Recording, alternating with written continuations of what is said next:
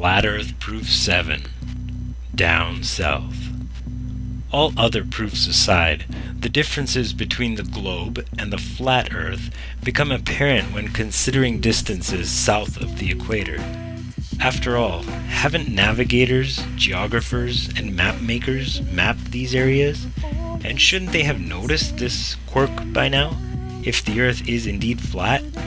Well, the reality is, the rabbit hole just gets deeper from here. So, to begin, the distance between Sydney, Australia and Nelson, New Zealand, on the ball Earth, given their coordinates and sparing you the spherical trigonometry, should be 1,310 miles.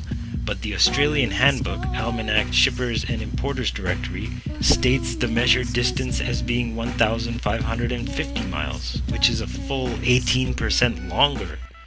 And while on the ball Earth model, Antarctica is said to be a continent of ice situated at the bottom of the ball from 78 degrees south latitude, it should therefore not have a perimeter greater than 12,000 miles.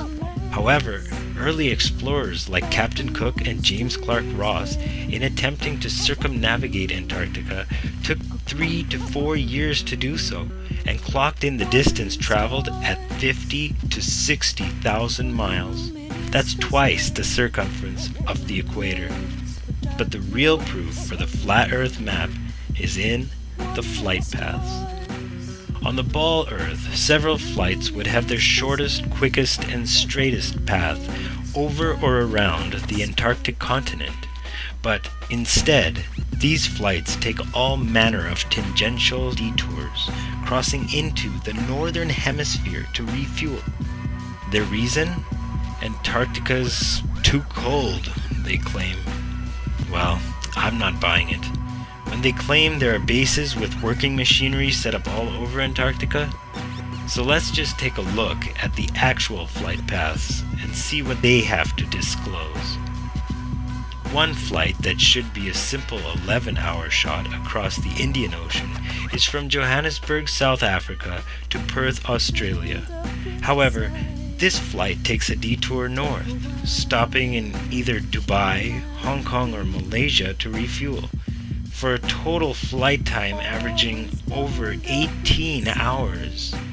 This ridiculously wayward detour is frustrating to say the least, but on the flat Earth map starts to make sense. Another quick and easy flight, you would think, is from Johannesburg to Santiago, Chile.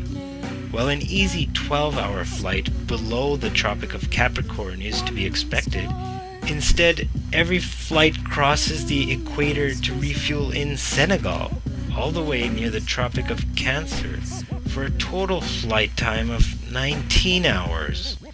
Though it doesn't make sense on the globe, as you can see it fits perfectly on the flat Earth map. A third flight from Johannesburg is to Sao Paulo, Brazil, which should be a direct 10-hour flight across the 25th degree south latitude. But instead, every flight crosses into the north to stop in London to refuel, making the total flight time 24 hours. From Santiago, Chile to Sydney, Australia, a straight 15-hour flight across the South Pacific is expected, despite refueling options in either New Zealand or any island in the South Pacific. The flight stops all the way at Los Angeles to refuel before continuing south to its destination.